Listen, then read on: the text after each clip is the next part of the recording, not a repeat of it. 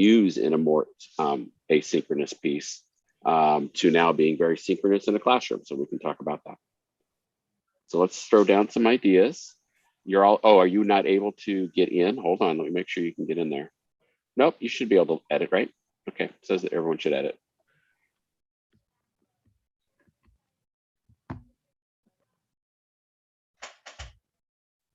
Scott, do you want to take a minute and just kind of go over how people would get in if they're not sure? Yeah, there's a link I just put in the chat box. You just have to click on it and it should take you right to it. Great, thanks. Did everyone get that?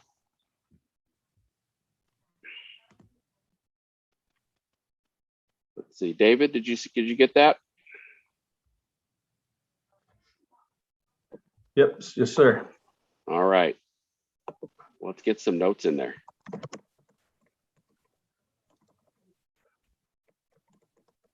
Oh, fantastic. So really good note about artifacts and really trying to see what it is that we can have students produce that demonstrates, you know, their learning and what's happening. So that's great.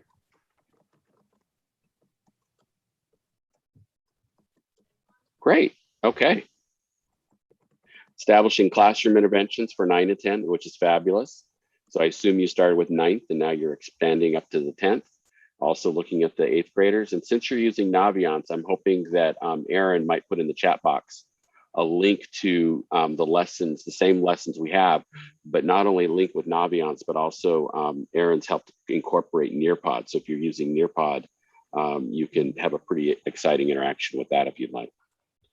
Yep, getting on track. I think a lot of schools are getting on track after feeling derailed by the whole hybrid remote. It was tough. And we had so much going on, really tough. So therapeutic high school, yes, we've got lots to talk about in terms of how to think about MyCap. We think it's a really good something to push in, and we'll hopefully as we talk through today, some of those things will get interesting as we talk about. Good, so we got another one looking at the Naviance and student internships, great. That's great. I'm so glad to hear you kind of focusing on a particular grade level. Trying to go all school at once is really tough, as you know, so focusing on that 9th grade is really good as well. Once you jumpstart, once the 9th graders get bought in, I think it's easier to move it up to grades because you've got a cohort of students that are pretty engaged and ready. Yeah, so students being absent, how do we focus on that? I think what we've done with the lessons that you have access to is they can be sent out in an asynchronous way too. So if they're not able to make it, you can certainly showcase the lessons right there for them. So great. So Aaron just put the link in for those of you that have Naviance, if you want to see. It's a smaller subset. It's not all of our lessons, but you get you'll be able to see how the lessons have been integrated with Naviance. So great. So just getting back into it. Fantastic. All right. This is great. Well, thank you. Why don't we go ahead and move back to the session in the presentation, and that's a great start. That helps me kind of orient a little bit about what we're doing. So let's talk a little bit about just kind of reminding ourselves of the domains. Here's some new language we're using. And the reason why I go over this, even though I've worked with many of you in the MyCap, different MyCap opportunities that's been going on. And I'm glad we've got our colleagues from MIFA Pathway here with Julie and Jen. We've been working with them, certainly with Lisa Harney with DESE. It was a great resource for us as well. So we have a lot of talented people. Apalila from Springfield is on too, and I know having district coordination of this is really important for all this. So I try to just kind of use the same words over and over. So hopefully when it's time for you to explain to your community what this is all about, you have some bullet point language that you can try. I think one of the things that Aaron and I is on our to-do list is to also develop like a little short 5 to 6 minute video that when it's time for you to present to an audience like parents or your principals or your school board, you can press the button and hear some of the language that we'll be using as well. So we're finding that listening to it, we know you get it, but being able to then feel confident communicating is taking time. But I will also tell you this, as soon as you gain that confidence in being able to explain all this, then we want you to become part of our testimony team. I have leaders all over the country that are asking to talk to you about what your experience with this. So as you start to really gain some footing in all this, I'm going to want to call on you to become part of our expert witnesses and supports. So this is the kind of the language we're using as far as explaining what the nature of the MyCap is. Youth driven is the first primary, right? We're not lecturing at, we're not putting it tests. It's not anywhere near a lecture. It's a youth driven strategy where they're becoming aware of their talent. And so for those that are in a therapeutic school setting, we're not talking about academic skills and grades. We're talking about talent. And you'll see it in a few moments, some of the ways in which we're doing that. But I find that our students that have emotional challenges love it going at it this way, because we're not saying how well you did on math. We're saying, let's just talk about your gaming. Let's talk about what you like doing and are doing well outside of an academic setting, and then bring that into how it connects to the world of work. And that's this idea that the talent that they have is transferable, and they're not aware of how it transfers. And once they become aware that these skills that they have, that they've been building, actually connect with a whole bunch of occupations, now we've got their attention, because now what their questions are is, well, how do I begin pursuing that? And that's when we start doing the whole planning process. And so we want to do planning around their identification of their personal future goals, that once they have these goals, we've got them, because now we can help them really think through the different avenues. And some of those avenues are focusing on school. So one of the best therapeutic school examples of MyCap was out of Barnstable, where a young individual was struggling emotionally, could not focus on schoolwork because there was just so much pent up anger. And one day they had the firefighters in, and this individual wanted to be a firefighter so bad, and was just crushed when they found out to be a good firefighter, you have to have composure, right? And I think some of you have heard this story before. And so it really talks to that emotional challenge. And what ultimately happened was the individual, after that session, started focusing on the schoolwork at the end of their middle school, and entered high school with a plan to build the emotional skills needed to pursue becoming a firefighter, got the EMT, and is now on route to becoming a firefighter. Turns out the fire station really adopted him, just helped support them in really continuing the development. And I had the middle school counselor talk about the initial experience, and then the high school counselor say, I just saw them on the street in their full firefighter outfit, gathering, collecting money donations for their drive. It's amazing to see what can happen. So and we've seen many, many other stories. This is just one, but many stories of where youth who know they have emotional, psychological challenges become motivated to move and build the skills to manage through, because they have goals that they want to achieve. And that's what the MyCap becomes, again, youth driven, as we talk about that. The other thing is we break it down into these domains: self-exploration skills, which is going to be our code for social emotional learning skills. You'll see that in a moment. The career exploration skills, I'm really focusing on how those skills that I have, my talent, how it aligns in the world of work. And out of that, right, something more about labor market information, something about learning more about what these things are about, and trying to gain a sense of understanding, not because we're doing career choice and decision making. We're not doing that at all. We're helping build the skills to navigate and understand how I can go about exploring these different opportunities. And then career planning and management is where we're putting the work-based learning. So we think of work-based learning as especially when it gets to internships, but it's more than that. It's also, as you know, job fairs, it's interviewing, it's finding out, learning from individuals and adults. Work-based learning is a whole range of activities that's trying to help them really think critically about whether they want to pursue this particular area and what it takes to do it. What are the things? And then with that comes early access to college. And we're going to focus today on some certification opportunities that I think are really exciting as part of that process.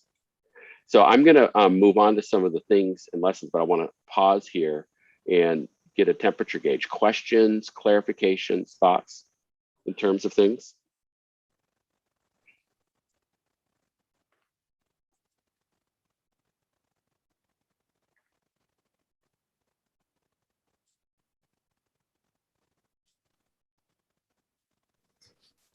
Sharon?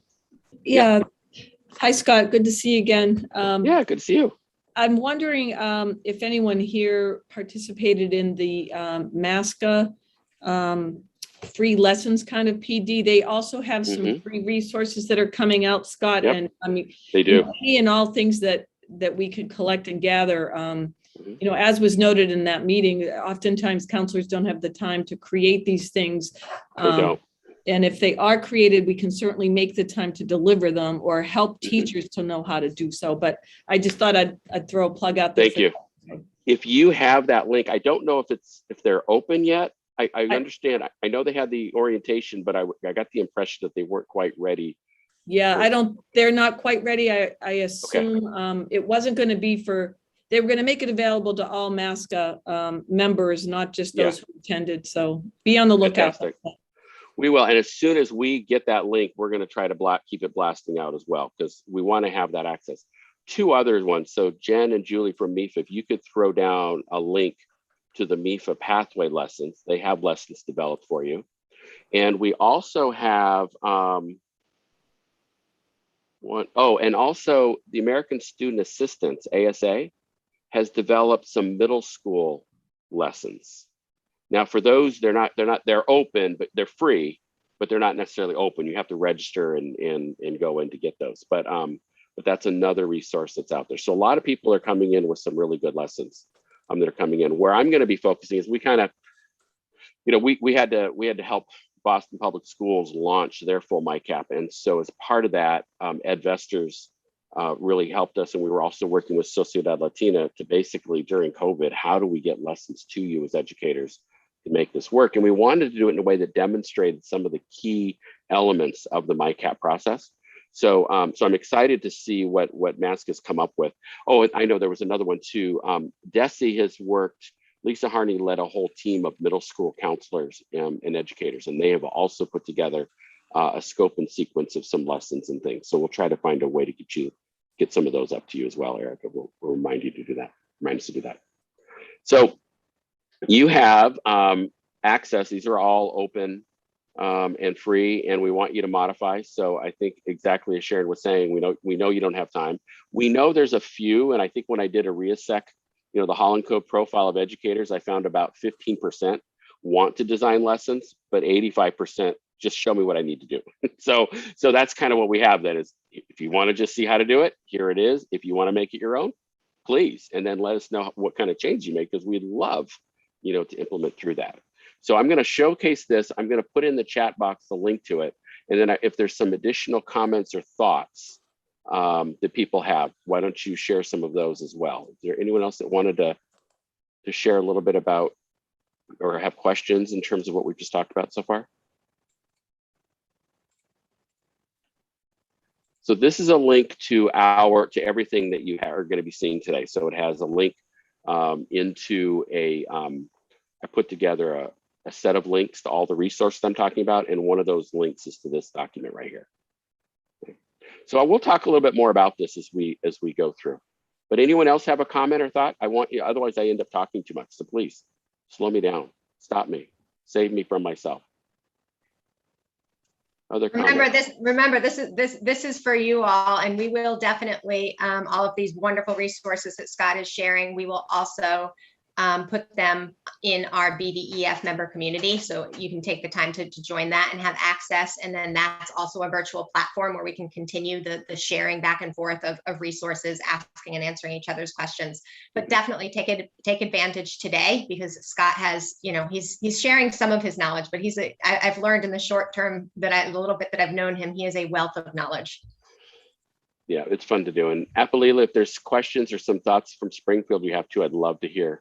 You know, make sure we can connect up to support you in your work as well.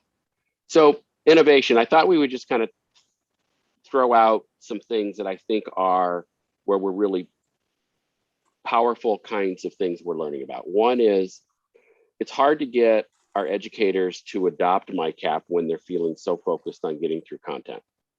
And so you've heard me talk, those of you that heard me before, we've started with the DART data from the high schools to say, you know, how are we doing in getting our students through to adulthood? And we know we have some issues.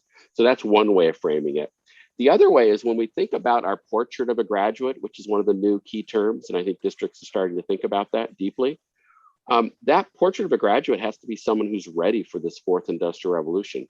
We can talk character all you want, and it's great. And I think civic engagement and all that is critical. And I'm a big fan of that. Having been a big 4-H'er, I'm all about community and building it.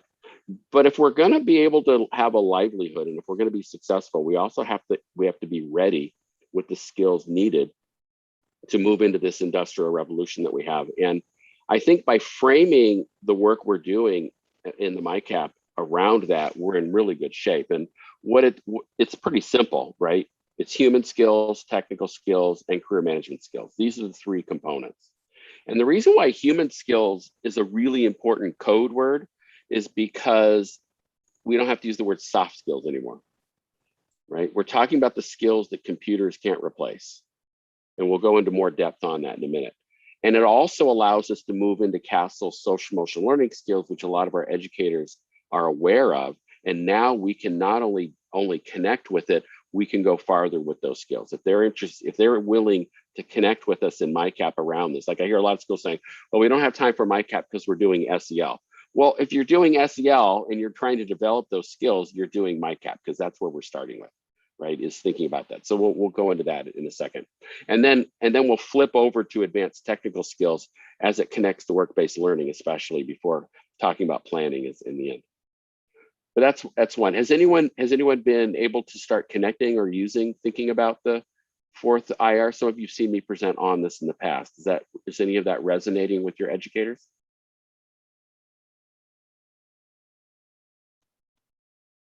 See, and I thought David was ready to come off mute, but no, it's lunchtime. I got you, David. I'm sorry, Scott. We've got the CASTLE's framework posted in our guidance suite. And so, we're at the point where we're ready to start maybe delving deeper into those frameworks and then connecting it to this. We're really at the very beginning of the whole thing, though. That's a good place to start, though. If we can lead with CASTLE, I'm going to show you some frameworks as well as some language we can use to start getting deeper into that conversation. So that's great. That's a great place to start. Are there some others that are involved in it? Have something to say on this? Around the 4th IR? Other than it sounds fancy. All right, well, we'll get you talking more in a minute. But so here's another innovation then, right? Using CASTLE's framework, right? Which is what we're talking about. And what we want to do is really showcase how what CASTLE's talking about are deep human skills. And so first of all, we want our educators, we want to be able to reflect to the educators that as they know, the SEL makes a better classroom. So certainly starting in kindergarten and elementary school, when you get along better with people, you're listening, your teamwork, all of these things, your own awareness of your own behavior, your self-management, all of that we know. We've got great data, longitudinal data saying, wow, this is helpful for making a better classroom. What's less understood and what we need to help bring out, especially our counselors, we got to help our educators realize this is the foundation for mental health, especially as we move into middle school. This is where mental health comes from. It comes from interacting in positive ways, getting the positive feedback, feeling belonging, feeling a sense of those connections, right? So we've got very good longitudinal research now showing that as students are developing these SEL skills, they have better mental health going down the road. So very important there. And then where we're also moving, especially around the MyCap, is how this also serves. It's the also serves as the foundation for workforce development. And so the way in which we focus on that is using, is adopting, we'll come there in a second. I'll show you in just a moment how we do that link to the workforce development. But before we do that, I want to call out Boston Public Schools' adaptation of CASTLE's original framework and making it more culturally responsive. This to me is really exciting work. And so I'm highlighting, you can see those, is that fuchsia? Whatever color that is, those little stars, where they've taken the same framework and now we're identifying the skill sets that we want all of our youth to be looking at. So now we can use more of an equity lens as we think about the SEL. So here's one set where we're looking at cultural linguistic assets that the individual has, understanding the sociocultural identities and biases, but then even thinking about perspective taking.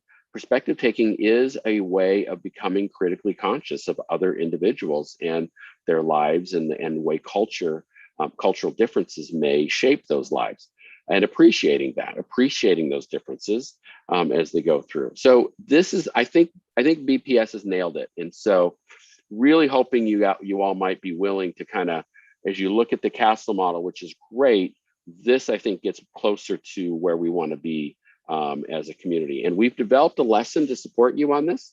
You saw the list there, but it's the identity map is the lesson. I think we have a second cultural identity development one too, Aaron, don't we?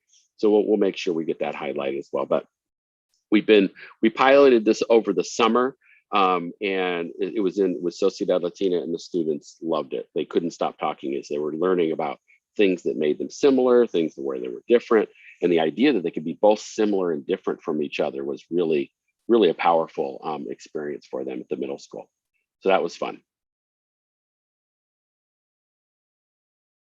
Here's another one then using, and this is where I'm going to show you the Castle model for this, is to get into these human skills and deep human skills is what we're talking about here. Here's a list coming from a colleague out in Singapore. Crystal Lim Lang talks about this beautifully, and these are great words, especially when these start showing up on our students' resumes. Really, empathy and compassion right now is being talked about as one of the big ones, is huge. So this is the list. This is what Castle's come up with. And I'm going to show you, we have a lesson. We have a couple lessons that are building off of this, one specifically in the Who Am I lesson. But it's basically, this is the language that business is looking for when they start looking at our students' resumes. And what we're suggesting is we can look at these skills and have our students reflect on which ones they're developing. And as they're developing those skills, that's what can go into that resume under qualifications, which I think is kind of cool. So Castle's given us language from the business community that aligns with the SEL. And I think as we help our educators see the value of this and what this is about, we can be that transition from, yes, we're doing things in classrooms, but now we're giving students credit for developing a kind of professional facing identity in the world of work. Questions or thoughts about that? Any reactions to that kind of concept? Oop. These are two of the lessons. We'll talk a little bit more about these in a second, but anyone want to come off mute and talk a little bit about their thoughts about this kind of a frame? Scott, I was just wondering, where is that document you showed before this one with the Castle broken down into those subset of skills? All right, let me show you. Great question. So in this document, I've given you this innovations piece. And what you're looking for is going to be down. It's going to be up. Let me see where I put it. No, I've got it here. All right.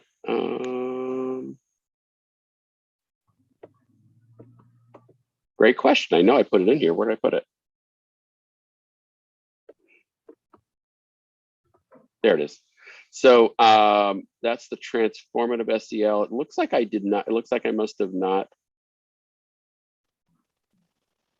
put it in. I will get it for you. I had it, I must have somehow got erased. Apologize for that. So good call out, and I will get that. Okay, so we'll take a break when we're talking, and I'll add it in. So yeah, my apologies on that. Yeah, I'm surprised that got deleted, but anyway, yeah, good call. Other thoughts or questions or clarifications?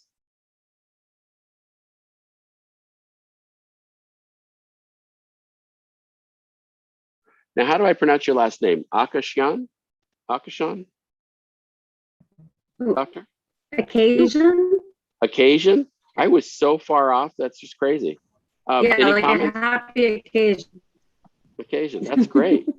Any comments? Any No, thoughts? you know what? I just was trying to, stay in the back. I think this is excellent. I love the Boston resource. It really breaks it down more easily. Drake at High School just called. Yeah, no, it is. And I was just on the phone with Boston before this, and they didn't bring it up. So I'm like, because there's so many different things going on. Oh They my were talking gosh. more about rigor. So it's interesting. This is probably a next conversation. Yeah. Well, I But agree. yeah, They other aren't talking schools, about. I think there's, yeah. Mhm. I think other schools would benefit from that document. Mhm. There's so many different resources, but that really gets to the piece. And I love how you're saying that that social emotional skills are the building blocks for workforce development and workforce readiness, and that is so important. And I know that some of the schools I'm talking to, they're really trying to get focused on the social emotional learning piece so they can even get Mhm. to workforce development stuff, because they really do Right. this year. Thank That's you for doing this. Yeah, no, it's great. Thank you. And I agree. I know that Boston Public Schools is just huge. I mean, it's its own major multinational corporation, it feels like. And so we get siloed a bit. And so I wouldn't be surprised. And I'm not surprised. I found this in my work with BPS, and I grabbed it. And I don't know why Castle's not using this as their primary piece as well, because I think it really adds tremendous value to the direction they've been moving. They're also wanting to become more culturally relevant in the SEL work. And I just think the language is very accessible. So I agree. Thank you. I think it's great. So the optimizing your learning activity, by the way, has been a huge hit. I know that our educators are really concerned about students being able to focus on learning. And so we developed this lesson actually based off of a lesson my son, one of the teachers, the health teacher did in my son's class in middle school. And basically it's like, hey, we're all struggling, all of us as educators too. So let's identify themes that might be going on within that struggle. Let's build a plan, a personal plan for managing through the struggle. Let's go test that plan, and then let's come back and talk about it. I thought it was just absolutely inspiring to be thinking about that this is a life skill, learning that we're all struggling with stress, we're all struggling with health issues, we're struggling with time and all the other trauma and other things going on. How can we try to manage through, even though some of these things are totally out of our control? And I totally agree with that. What are things I can get in my control? And so it's also walking them into setting SMART goals and trying to show them how they can set those SMART goals around some of their daily life living. And so it goes into mindfulness. It goes into connecting with our peers and with our counselors and things. So really look at that as something that's been really exciting. But I want our educators to be doing it with our students, because this should be a way we can help connect educators and students so that they realize we're all going through this different challenge. And then the Who Am I takes that actual grid that Castle gave us a moment ago, this thing here, and just puts it down into not using these 5 categories, but uses different language to talk about making a good classroom. So are you, in what ways are you showing a positive attitude? And then these are the kind of skills around it. So it kind of helps them identify what they are, and we want them to have a conversation. What I did with my daughter and her friend is we were kind of doing some career exploration the other day. It was very fun. I just took a copy of this and put it down in front of them, and they just circled the skills they had. And so I think in a classroom environment, it's that simple. We can just simply have everyone at their desk, circle it, hand it to a friend, have the friend check it to see if there's other skills they weren't identifying, create a dialogue and conversation as a starting point for them to see their talent and the fact that they have some of this talent. So pretty cool. And then in lesson 3, they go on ONET and they align all of these skills that they have to what ONET has for these advanced skills. And then all of a sudden, they find out that their skills align to like 500 different occupations. Not that we're asking them to choose 500 occupations. We're just trying to let them see that they have talent and it's valuable and they need to invest in themselves, right? That's what we want them to get from this process. Not to be that guy again, but where is that document? I have a million tabs open, unfortunately, which that's on me. That's okay. And I actually usually have a million tabs open, and Aaron will be the first to tell you that. And I've been trying to simplify for my presentation not to have so many open, but I do have this link. So this is the administrative guide. Yep. Okay. And that link is actually, what do I have? Oh, no. It's so freaking cold. So I will put that link back in the chat so you have it directly. but it should also be on, Aaron, did I put it on the bigger piece? Should be, it should be in this, right?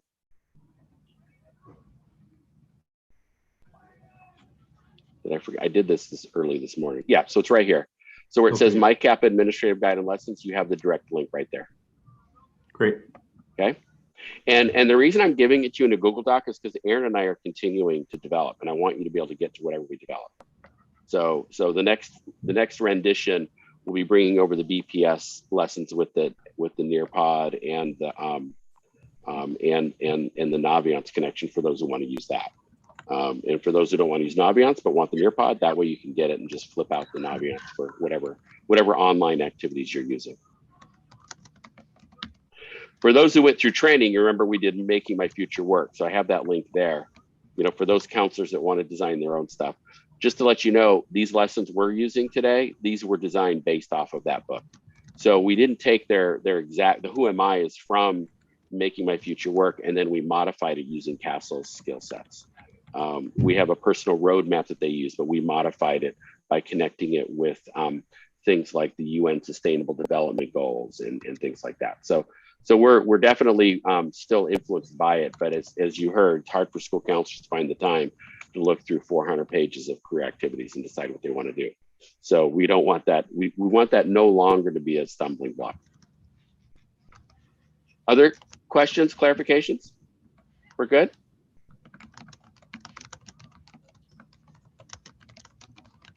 So here's another innovation. Now I know counselors, you love using the resume development tool, and it's usually one of those traditional resumes. I really want us focusing on functional resumes, because the functional resume is about communicating the individual strengths in their own terms. So they're putting together their personal brand, they're putting together the list of their qualifications, and they're leading with that. They're not leading with experience and education. They're leading with, this is who I am in the world. This is the kind of ways in which I feel I'm positively influencing the world. And I want that projected out on their own behalf. So we have resources on that list. I love the Indeed.com that teach you how to do functional resumes, but we've also incorporated that information in some of the lessons. So the Who Am I Part 2 gives them a starting point for starting to do that. And I think we have it in the REASEC lesson as well, where we do some things around branding. For those of you using Naviance, you're also getting the, the Strengths Finder, which they get to take once. It's from Gallup. So it's a personality type indicator that comes out that they can only take once. So you have to make sure they're ready and focused. But the skill sets that come out of there are really exciting. And that comes as kind of like their first statement about how the strengths they bring to the world of work, to higher ed, whatever they're bringing in. Really good stuff in there. But you've got other activities you can do. And we're certainly focused on the REASEC as well. So everybody who knows the REASEC, I just had this conversation with a state leader, and they didn't know what the REASEC was, but they go, well, we don't use the REASEC, we use the Holland Code. So the Holland Code is the REASEC, right? When you get a Holland Code, it's realistic, investigative, artistic, social, enterprising, and conventional. That's the code. That's what a Holland Code is. What we've done is gone away from using the interest profiler, which a lot of you want to use, and we're saying stop, especially in middle and ninth grade. And we've given you an activity where you can have a conversation and showcase even. There's some online tools you can look at, quick little video that are like a minute long that showcase what each of the Holland codes are, and let the students decide for themselves what they're about. And so we got this from a colleague.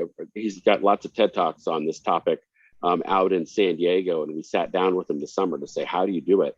They're doing it with third graders. And they just have this conversation about what the REASEC is, and the youth are able to really apply it to themselves, and they start applying it everywhere once they get it. The interest profiler doesn't explain what the Holland Code is. It doesn't give information about the value and importance of it. It just gives them a list of occupations. And so my daughter keeps teasing her friend because the interest profiler said her friend should be a mortician. And so she keeps saying, hey, you starting to look at funeral homes? You starting to look at that? It has no relevance. What is it? I mean, what does that mean to a high school student who's trying to figure out their future when it comes up with be a florist. I think everyone shows up as a florist. I think it pops up on everyone's. So there's no meaning from the interest profiler that they're going to get as the starting point. Wait till they formed an identity and have an understanding of themselves and have started to think about the talent and the way it works in the world of work. Then they can use the interest profiler to expand it. Because is there some things I'm missing? What comes out of it? So so we're excited about the REASEC, and we've put it into a set of lessons where the interest profiler is like way down the road. It's not what we start with. We start with conversations. And then let's go on. The ONET gives us a chance to put in their particular REASEC code, and it pops up all kinds of occupations. So now they're driving it, right? This is youth driven, and this is how they can be driving the process. So really big fan about this. I can't wait to hear your experiences in trying it out, because we're really, as you can tell, I'm really excited about this lesson. Thoughts or questions so far? Any comments?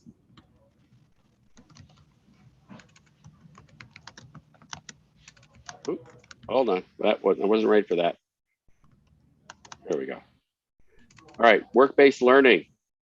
So here is an innovation I'm so excited to share with you. It's coming from Kansas. We're going out of state now. Think about those human skills I just showed you. And now when your teachers are doing project-based learning, right? I'm just When they're on doing, a, no, I'm on a like training. Jill, Lord, did Jill. you think I should take? Jill, you gotta go on mute. Sorry. Okay. So, so the human skills we can identify in those project-based learning, civic engagement, service learning. So the educator is going to work on the content part. That's fine. We can also come in and put on top of that a list of skills that they're learning that are now preparing them for the world of work. This is so cool. So here's our world of work learning thing. It's, you know about all this. But this is this cool resource, and yes, it's in there, David. It's the second one, I think, or maybe I moved it up the first one for Kansas. But look at these cool skills. They've already designed the rubric for you. It's ready to go. You can just plug and play right from Kansas's work. This is some of the best stuff going right now. Are they involved in teamwork, customer service, initiative, adaptability, professionalism, right? So again, while the project-based learning is trying to help use a team strategy to be able to help them understand and learn material, you're reflecting on their ability to work within the project-based learning. And I think we give this to the students, say, which one of these you're going to work on for this activity? You know, have them be thinking forward about what skills they need to develop. When they go out on those internships, when they do the volunteer experiences, we can use the same piece as well, right? And they've got a sample that they're using here as kind of a way for the student, again, student driven, to be thinking about how which ones they're building, what do they do, the artifacts perhaps that they have that demonstrate they have the skills. We can go deep in a lot of these different ways. But I just want to say that this is what we need. It's a missing element, and it's how we can join and show our educators the value of the MyCap, because while they're doing the activity, we're expanding the impact of that activity in ways that they would never have thought of. It's great stuff. Really good stuff. How about that? Are you as excited about this as I am? Jill, I'm not seeing, okay, there's a smile, but I'm not seeing the jumping up and down, Jill. I think we should gotta, yeah, please, there we go, woohoo! All right, good. And sometimes I gotta buy it. I can't, it doesn't come for free. So, so yeah, I think this is really powerful stuff that we're looking at here. And Kansas has a whole, they call it an IPS, individual plan of study.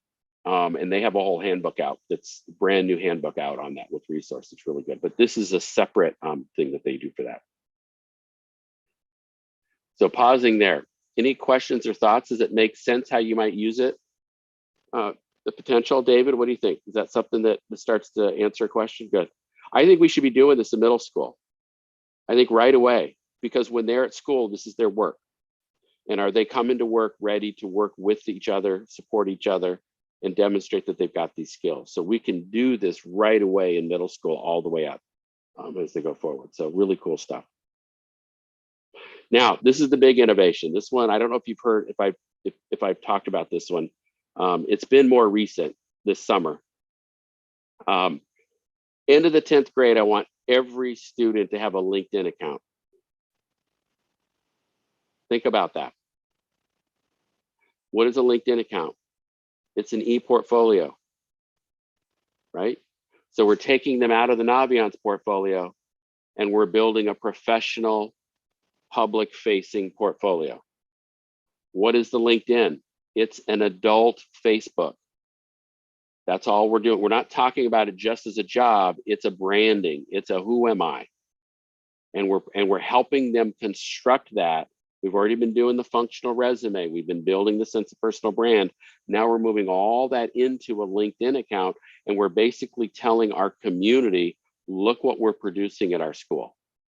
This is the kind of talent that's going on here. It's a very powerful way to sell education.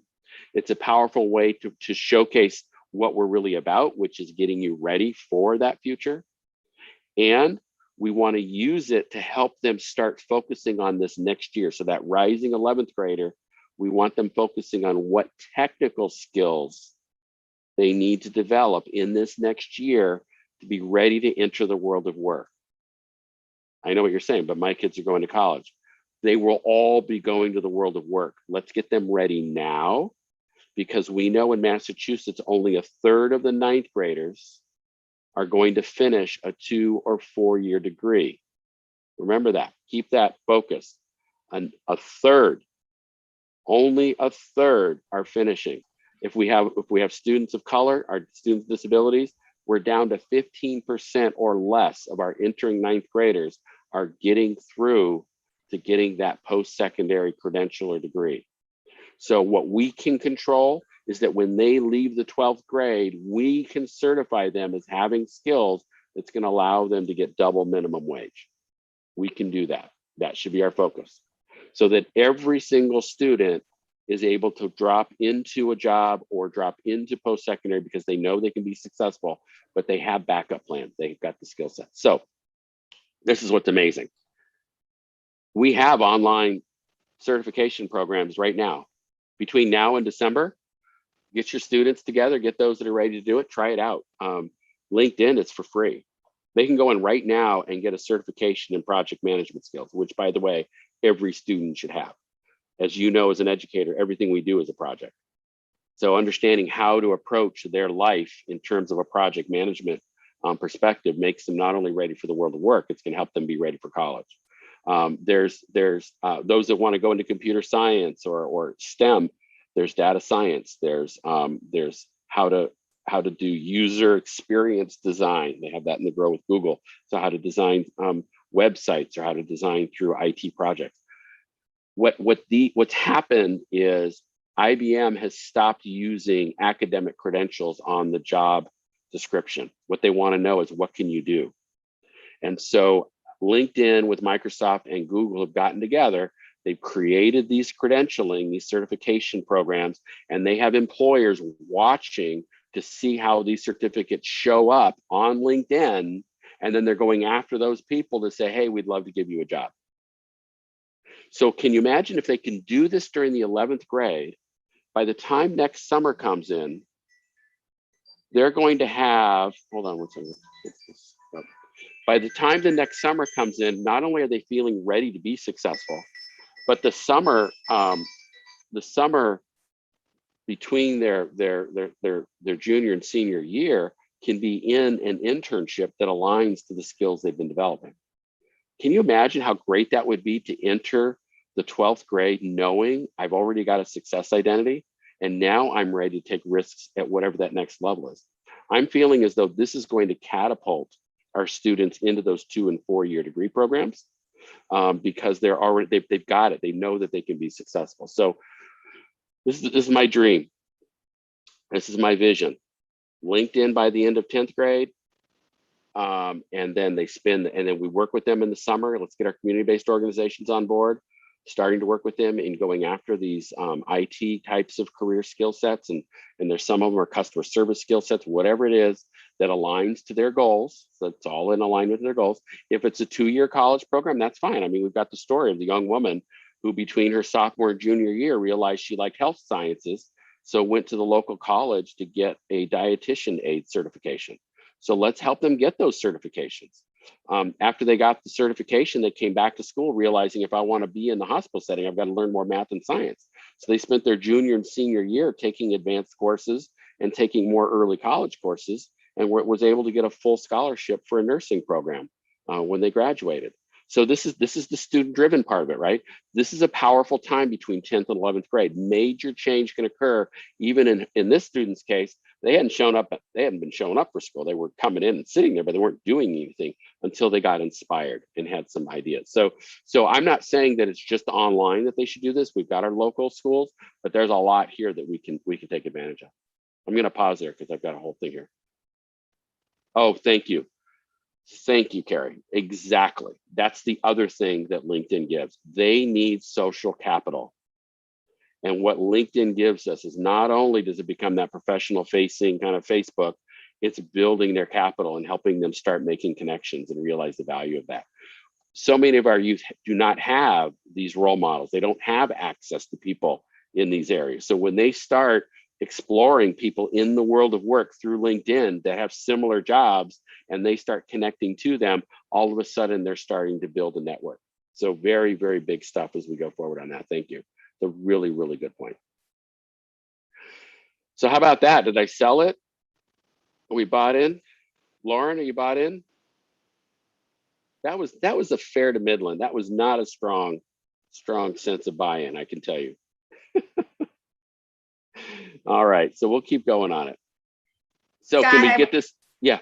I was just going to say, I will say that even from our perspective, we're one of those community organizations. I'm hearing a lot of exciting stuff and exciting ways that we can take some of these, simple things and incorporate them into what we do when we are working with all of you at your schools.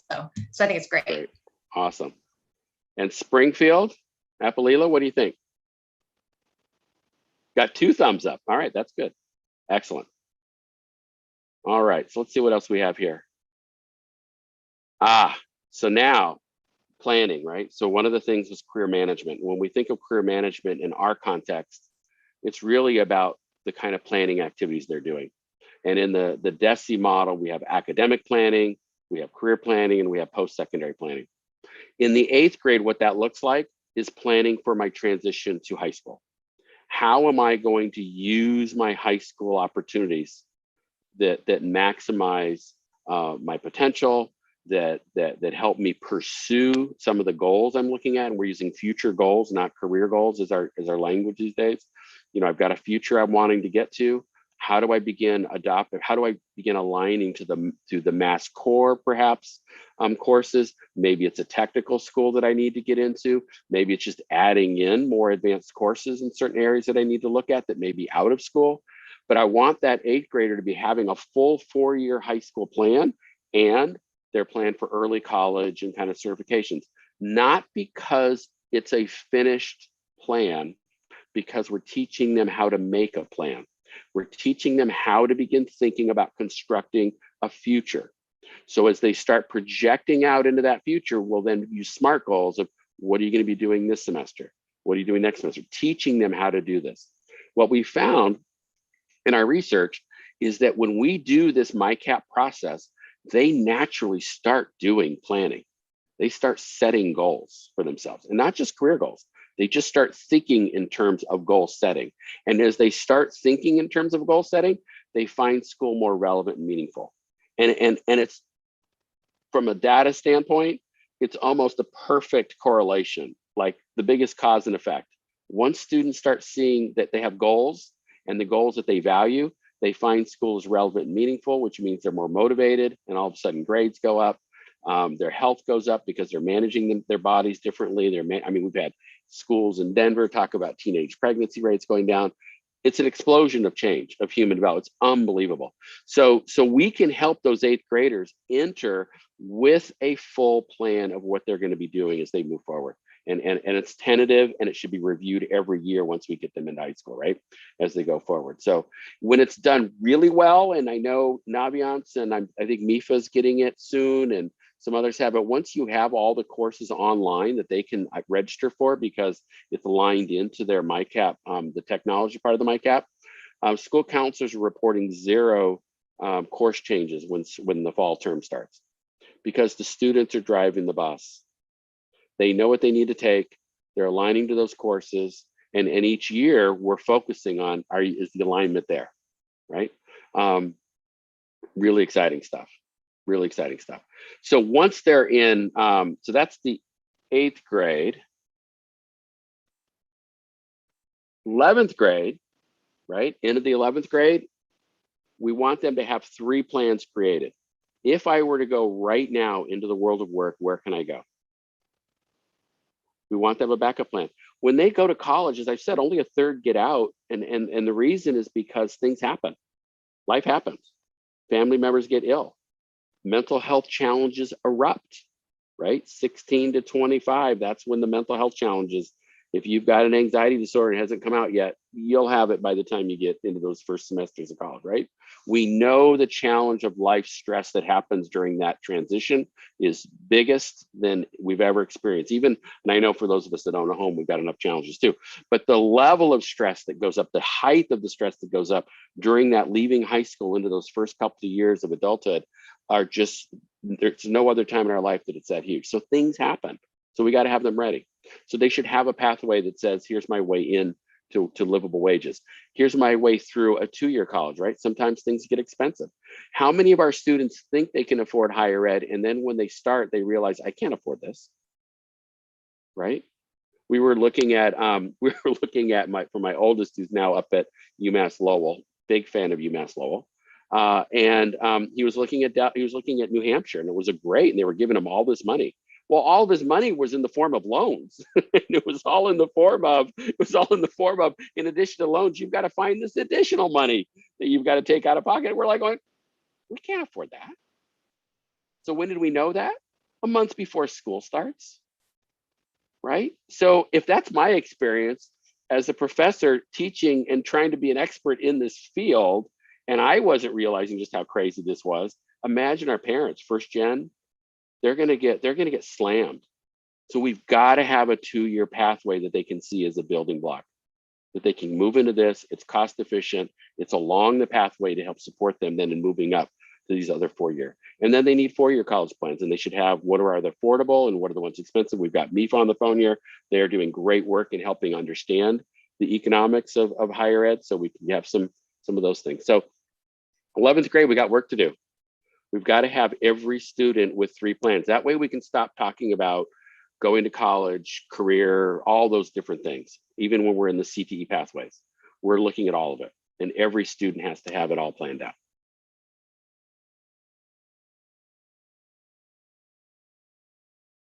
Diplomas of distinction. Sharon, you want to come off and talk about that? That sounds fantastic. Sure. So just last year, we've identified 3 kind of different diplomas of distinction based on what kids take, an accumulation of different courses through their 4 years here. So we have a STEM or STEAM diploma of distinction. We have a communications and fine arts distinction, and then we have a business distinction. Fantastic. And what we were trying to do is do exactly what you were alluding to, is have meaning for students when they start here. We kind of started with that and worked backwards. So we said, hey, look at these kids coming out of high school, and they just by nature or by plan took all these classes that have something to do with each other, and it gives them a focus, and it tells a story to college admissions or even to employers, right? So on our transcripts, we now identify, it'll say distinction, STEAM, business, or the fine arts communication. So fantastic. And I think, Sharon, what we just described about thinking about what the certification could be, right? Something that industry would get excited about could be a really exciting addition to that, so that can be one of the artifacts that they could.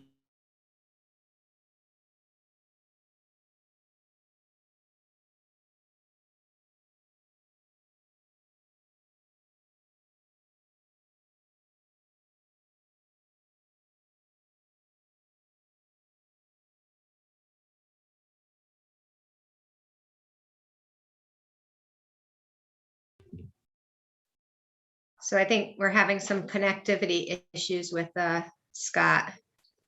Oh, there he is. You're back.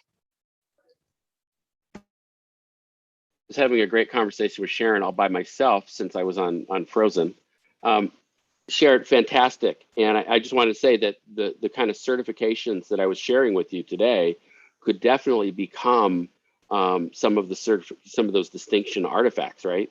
And then don't forget, and you've heard me share this all the time, but as a senior, they should be doing they should take their that LinkedIn account perhaps, but their MyCap experience and meet with business leaders, your community leaders in a sit down. You'd use the cafeteria, put out a bunch of tables. They come in and they do a half-hour interview with them and they talk about all the things they've accomplished. You are explaining and showcasing to the people that are really going to be helping support you. You won't need to ask for a new referendum to get more technology in the building because the business community will go raise it. We've seen that happen all over the country. It's amazing that once they see that you're aligned with their particular areas, it's really powerful. So what I'm doing in my district this afternoon, in fact, we're bringing in an advanced manufacturing company that understands the kind of training and the certifications required to enter into advanced manufacturing. So I'm hoping then the school can reflect on what the academic coursework is to make sure that the coursework is aligned with where it needs to go, but also that, as you're describing, Sharon, as we start thinking about these certifications, are we making sure that we're helping our families and students become aware of what the industry certifications are that are going to let them go right into these high-paying jobs again from high school, but will also serve as the foundation for them to move into higher education as well. So this is kind of the conversation that we're trying to get to, and business wants to be at the table. You know, they really want to be doing this. So I'm really excited about that certification. In Kansas, they're giving credit to schools whose students go directly into work that align with those pathways that they're looking at. So when they get into the world of work, they get credit. What we don't have that. And it's doubtful in this state we would ever get that level of connection. But what you do have is with the LinkedIn account, you can now track 100% of your students, perhaps, in terms of which ones may not have gone into post-secondary, but you can track and tell us where they are in the world of work. So there's things we can do to help our community understand that we really are caring for every single student within our community. Because then it comes down to the whole tax base, right? Yes, the tax dollars are doing effective things. We're building character and quality as we go forward. Other thoughts on that? Oh, I got to get my share screen going again. Sorry about that. Any other thoughts on that whole thing? But thank you, Sharon. That was great thought on that. Now I've lost the chat, so if there's anything that came in recently, Erica, you'll need to update me on that. Nothing new, nothing new yet. Okay. So yeah. I'm sorry. Jennifer, do you want to talk about the course planner? Sure, I'd be happy to. Yes, so MIFA Pathway has a course planner, which in the counselor portal on the educator side, the educator can set up a course catalog. So it's based off of the courses from DESE's course catalog, their library. So it's student-driven, 100% student-driven. Once that catalog is set up in the counselor portal, where the student can go in grades 9 through 12 and add the courses that they're taking or thinking about taking, so they can do this year to year, or they can go and create the 4 years right off the top. And then the mass core requirements are reflected along with graduation requirements, so they can really tailor their own course plan, edit as they go along, have conversations with their, those educators that are supporting them. But again, it's all student driven, which is really important in the intention of this feature in MIFA Pathway. Fantastic. Fantastic. And I don't do commercials usually for online systems because I know there's a lot of businesses out there.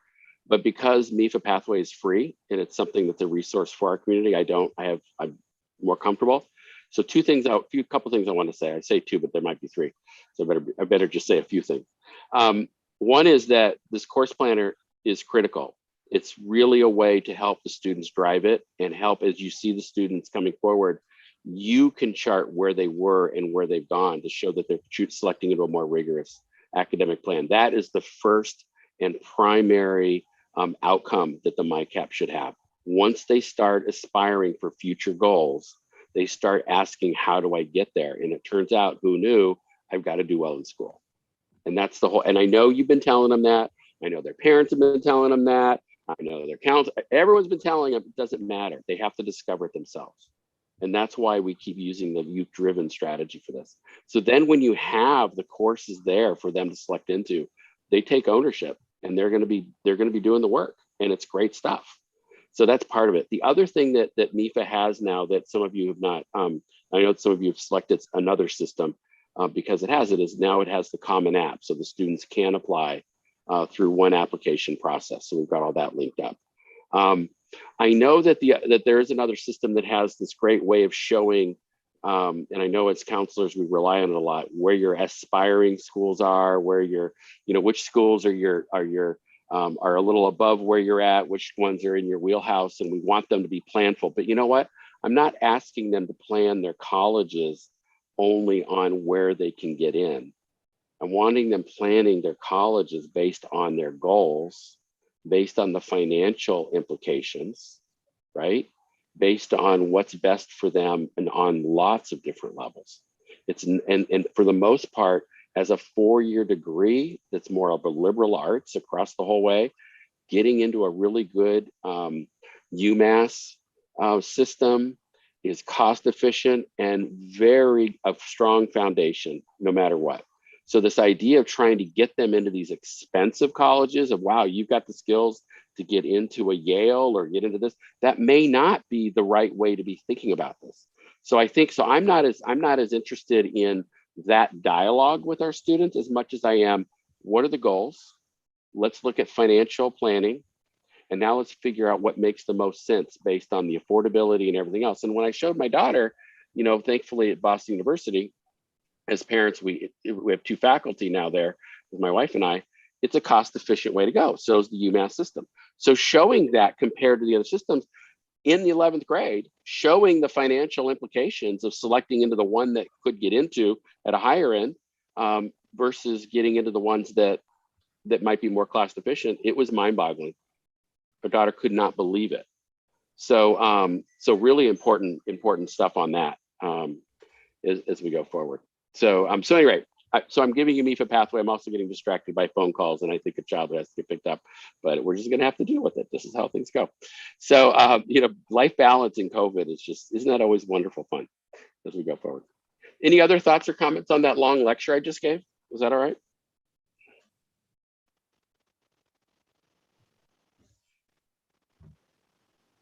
All right. So new MyCap lessons that can help on all this. The Who Am I Part 3 is all about setting goals. It's about exploring goals, not setting. It's about exploring future opportunities, things that might be fun. We do the same with the Holland Code, where they go into ONET and do that. And then one of the favorites I have is the personal roadmap. But you heard me mention the UN Sustainable Development Goals. Our students should be pretty angry right now, right? Hopefully this is the angry generation. We'll retitle them, because if they can transfer that anger into social justice, things like climate change issues, things like making sure everyone has access to healthcare, making sure that the food issues that are going on around the world are taken care of.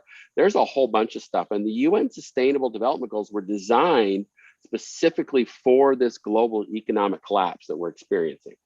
Okay, it's been predicted since the 70s. It's here. We need our youth to be thinking about how they're going to participate in building a better community. And so the personal roadmap is designed to do just that. And it's designed to help them think about it in that way, and then start to set life goals that are kind of around that. So we want them getting interested in biotech because they're going to do something that's going to advantage their communities in a positive way. And there's so much that needs to be done. So really encourage you to take a look at that as well.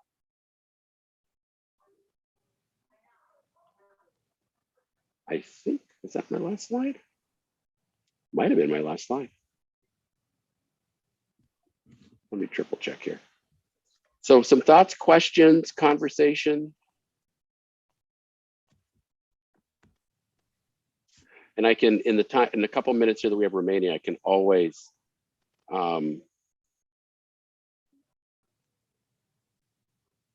So the mass transfer program, thanks, Ashley. Yes, I'm so excited. This has been a bane of the existence in Wisconsin, especially because everyone wants to go to Madison. And yet there were all these great transfer program strategies to get in, and they just weren't doing it. And so I think when we lean on the economic implications and showcase where things are at on that, I think it really can become a valuable piece. So I'm glad that we're starting to see some impact on that. It's a really good program. Other thoughts or some questions?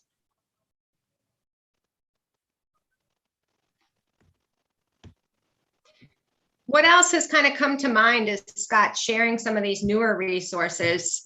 I know the way all our brains work is you kind of automatically tie it or make you think of something that you've been meaning to do or that your school is currently doing. Is there anything that kind of comes to mind that would be worthwhile sharing with all of us as a group? Because again, the networking piece is so important. So for us, just starting out with really a comprehensive work-based learning program, the resources are the things that have been really the most interesting to me. In my past life, in a previous job, we did a lot with MyCap and with college and career plans.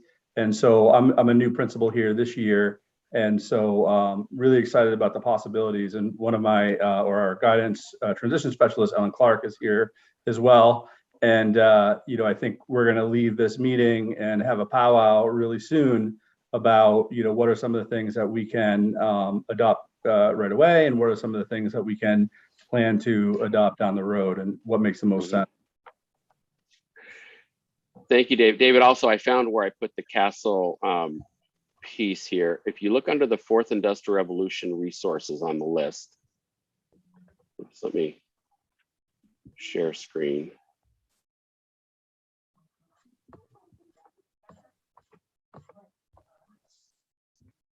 It's Castle alignment with workforce development.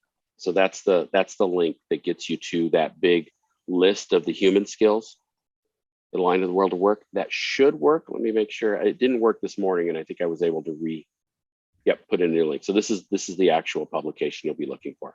Okay, so it's right on Castle's website. Yeah, it's a Castle piece. They did it last summer, a year ago last summer. Okay. They put it out, and of course we were all with our heads down with getting ready for COVID. So right. But I've been working with Castle now for over a year on their state leaders initiative, and we've been using, this has been the centerpiece of that work. Really, this connects the CTE, the SEL, and the MyCap. It's really Great. nice. So we can see how we can bring this all together. Thank you. Other thoughts or questions for today? I have a question. Yeah. Just for other schools that are currently that have already developed sort of I don't know if it's like a one-sheeter or some sort of like that sort of piece that's going to follow the students throughout. I think last year, just with the pandemic, the last year and a half, that's where we sort of dropped the ball. We realigned our curriculum, especially with bringing in the 8th graders, so that what we're doing for lessons is really starting at that crux of like getting to know yourself and then building on it. So it's hitting those standards better. But now it's sort of creating that catch-all sort of, I don't know if other schools are using a form or a handout, something to sort of like kind of have it housed, not necessarily because like every lesson might have something different, but if any school's created sort of like an actual plan that students are filling in after these lessons that's carrying over with them from year to year. Yeah, so actually what we're doing is we're looking at the online, what online career system are you using? So, so we're utilizing Naviance and Google Classroom. Perfect. So what we've been doing in the lessons is figuring out what they're producing. Mm-hmm. And that's what that would be the artifact. And so they'd be building that up. Now, at the end of each year, something that Aaron and I will have ready in a couple of weeks, hopefully by the end of this month, is a set of questions you can use to get a sense of their career readiness development. Yeah. So it's sort of a set of open-ended questions that get something about, what are you considering now? What have you learned about yourself? And most importantly, what have you been doing to kind of plan for that? So we're getting a sense of how proactive they are, and what are your next year, as you look at the next year, what are you planning to do? So it helps us see which of the students are engaged, proactive, demonstrating some of the adaptability that they need, and which students we might need to get some more tier 2 or maybe even tier 3 support to, right? So it's going to help us distinguish between those that are getting it and those that aren't. And I think, you know, we like this being a tier 1. I mean, we really want this to be done as an advisory and different things like that. But this will give you kind of a gauge. That's great. And so that will be helpful and you know, in doing that thing. So as we go forward. So I think that we've got some strategies to help support you. And I agree with you on that. But the other thing they can be doing is you can have, you know, as part of that discussion, really it is about what's your, you know, where do you see yourself 10 years from now? You know, can be part of that. And then every year they can be re-updating that.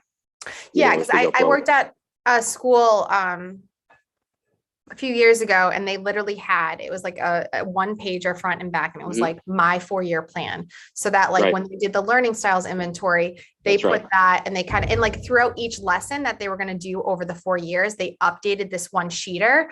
It's just, it seems a little dated to me. So I just did for what it was at the time from this, because it was 4 years ago. So I just didn't know if any school had sort of like redeveloped something, you know, instead of us kind of recreating the wheel. No, it's a good point, and we'll take note of that as well. You know, we try to get away from that specifically. You know, MIFA Pathways done a good job of having places they can write that stuff in as part of their online piece, and Naviance certainly has a few places like that. So then they can update it right online. But as long as you're using a Google Classroom type environment where they can store it. Oh, I know what it was, Aaron. We have the write a letter to yourself. You don't have the link to that right away, do you? It's called like Future Me. So it's a website. I've actually used it previously in my own life, where you can write a letter to yourself and select when the letter will be sent. It's like 1 year, 3 years, or 5 years down the road. And so, yeah, we have an activity. Doesn't that sound awesome? Yeah, we have an activity in kind of our database of activities and lessons that incorporates that activity, where it's after they've gone through some goal setting. And so we encourage them to write a letter to themselves to be sent down the road that reminds them of those goals and the specific steps that they had committed to taking. Yeah, I think it was in Personal Roadmap, but we were really excited. We heard about it. We stole it from someone else's idea, of course, but it's a free thing. And I think actually it answers, I mean, how cool is it, right? Because you can be starting each year. I'm like second semester for the 8th graders that they get this sent to them their senior year. Like, how amazing. Isn't it? And I could also see it every year. It's sort of like every year we start with, well, what did you tell yourself last year? Let's check it out. And so we can structure that letter to be everything you've described.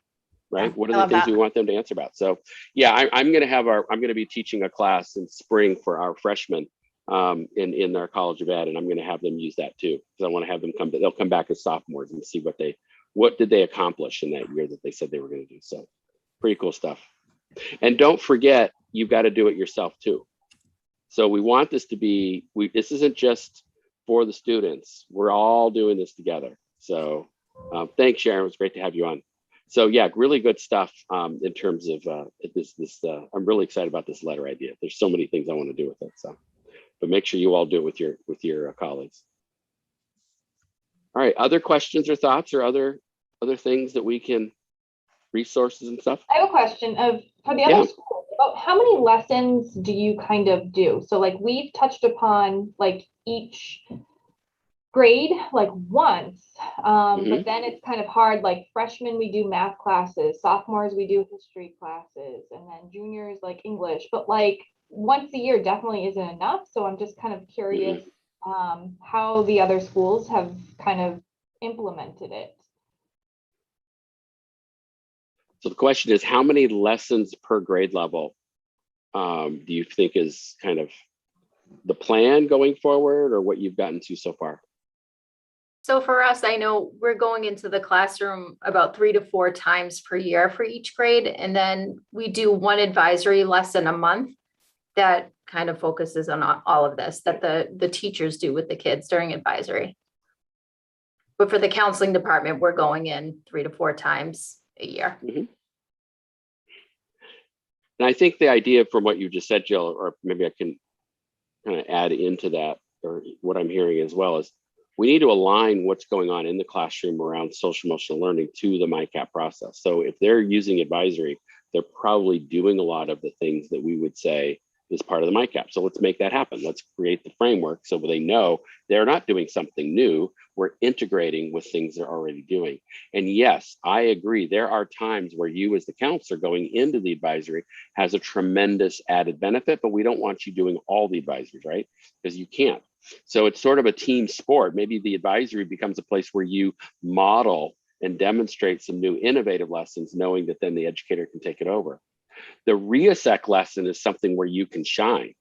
You know, the students are going to use the reassec lesson to kind of identify what their reassec code is. They think of their top 3. But if you've had training in what this Holland code is about, and you kind of know how it works, it's a great place for you to go in and play psychic counselor and say, oh, what's your code? Let me tell you about yourself. So we did this with our middle schoolers, and my wife and I, she's also a career specialist. And we would just sit there and say, well, you know, as I'm hearing your code, what I'm thinking, you're the kind of person who likes to, and then we talk through the things. And more than not, we were right on target.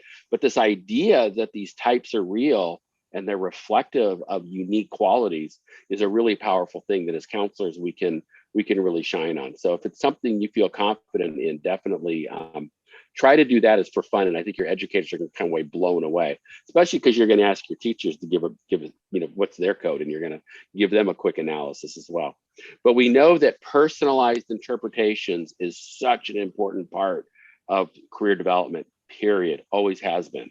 And it's really hard in a tier 1 setting to be able to get those personalized interpretations. So now you can do it. You can take 3 or 4 options of individuals, and you're going to be speaking to the whole class. So it's a fun activity to do. Just as I know we're finishing up, and we're definitely continue the good conversation that we're having here at the end, but Jocelyn is also going to kind of put a link in chat, and then in a minute, a QR code. You can do either one. Super quick survey. I think it's like maybe 2 questions, but it's really important because it will help us. Your feedback will help us kind of in a direction to move forward to continue to meet your needs as well. So we can keep talking if there are other questions or thoughts or programs to share.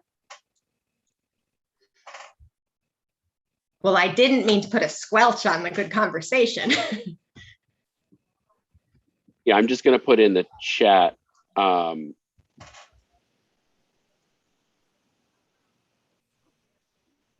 emails if you need more information or if you lose something from our end, but you can always reach out to Erica and her team.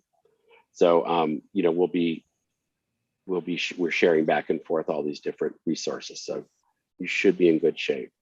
Yeah, perfect. So yeah, if you have your phone on you, the easy way is just to use the QR code there. I love QR codes. Oh, good. We do too. Yes, that's we fun. actually just started using them last year, but you know, they're so easy. They are, and I have our resources all on the QR code too, and we've done presentations. I didn't do it for this particular one, but yeah, it is nice to have. Nice. Excellent. All right. Well, I think we're pretty good then. Any other thoughts, comments? Thank you so much for today. It was fun to be able to talk through some of these things and get the head nods. Was good. We got a few good Thanks, nods. Scott. So thank you, David. Great seeing you again. You too. Yeah. And Scott, again, thank you so much for joining us. We definitely, I can speak for myself for sure, but definitely strengthened knowledge about concepts that, you know, I was aware of, but the details, behind them got me thinking about different ways to, kind of expand some of the same, services and offerings that we do have. So I think it'll be great. I will encourage all of you here, if you haven't already, to definitely register for session 2 that will be coming up in December. And remember, if you already know, or maybe you don't know, but BVEF is an official Massachusetts PD provider. So you will be receiving from Holly, a certificate for today. But we also have a program where you can go onto our website and get more information about how to increase the number of PDP points all the way up to 10 for something like this series, and all that you can actually do based on all of the information that you've gotten, I would strongly encourage it. It's so easy, right? Like if you're going to be engaging in MyCap, and I encourage you to do that if your district isn't yet, but if you're going to be continuing to, do all of these work-based plans and these individualized plans for your students, you're doing it anyway. If you kind of document that and then follow our process online, we have a subcommittee on our board that kind of reviews and like puts a check mark. Yep, give that person the 10 PDP points, or however many is requested. Obviously they're going to decide if the work warrants the number of points. But it's for this particular series, I find that super easy and valuable for all of you to do if you're interested. Yeah. And one last point for me, I just put in the chat box. So DESE's offering PD now for not only, David, if you're in a new school and need a team to come together, we're not only high school, but middle school too this year. So those are starting right away. But the other thing is there is money for you to do this, to kind of bring your team together for planning time. And I know that it was done in the last summer, but the secret is money's still available. And so they're still taking applications. So definitely if your school team or your middle school especially has not gone through this, let's get them together. So let's get Springfield on board, and some of our other places. Let's lean into this. So really excited. We do have a great, when you see the great work that you're all doing at this end, Erica, and when we've got DESE going and we've got MIFA going, there's an alignment going on here around supporting schools that I think is kind of unprecedented, to have so many different groups kind of pushing out the same message and trying to provide you with direct resources. But it does start with this MyCap kind of PD session as we go forward. So hopefully we'll get some of you signed up. All right, great. Well, Scott, thank you again. Thank you all for taking time out of your day to join us. And we will have the recording on our site. Scott definitely will get the recording to you, you as well. And Julie and Jennifer from MIFA will share